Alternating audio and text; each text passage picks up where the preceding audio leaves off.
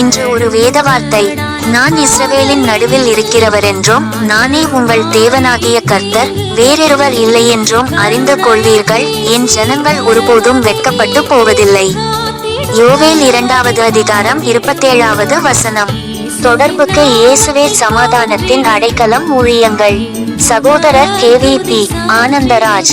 Cell number 9620999710. கர்த்தர் தாமே நம்மை ஆசீர்வதிப்பாராக. ஆமேன்.